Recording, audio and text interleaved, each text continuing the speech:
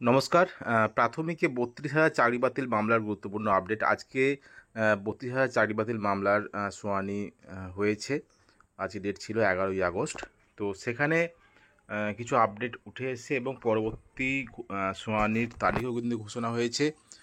সবই কিন্তু বলবো। তো প্রথমত যে বিষয়টি হলো ৩২,০০০ চাকরি বাতিল মামলার ৩২,০০০ শিক্ষক শিক্ষিকাদের যে আইনজীবী আজকে কিন্তু তারা আর্গুমেন্ট করেছেন এবং বিভিন্ন বিষয় কিন্তু তুলে ধরেছেন এবং আহ, এর সঙ্গে সঙ্গে একটা বিষয় ওএমআর ইস্যু নিয়ে একটা কথা উঠে এসেছে এবং কিছু ক্ষেত্রে যে ২৬৯ জনের যে পরীক্ষা দেয়নি, না পরীক্ষা দিয়েই চাকরি পেয়েছে, সেটাও কিন্তু আগে একটা রায় হয়েছিল এবং সেখানে বিষয় হলো যে ওএমআর ইস্যু নিয়ে একটা কথা এবং সঙ্গে সঙ্গে আরও অনেক কিছু কথা কিন্তু উঠে এসেছে আজকের শুনানিতে।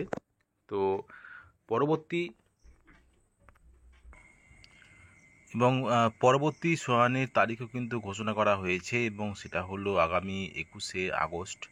২১শে আগস্ট কিন্তু যারা পিটিশনার তাদের আইনজীবীরা বলবেন। আজকে ৩২,০০০ শিক্ষক শিক্ষিকাদের আইনজীবীদের বলা শেষ হয়েছে এবং পরবর্তী দিন থেকে অর্থাৎ ২১শে আগস্ট থেকে কিন্তু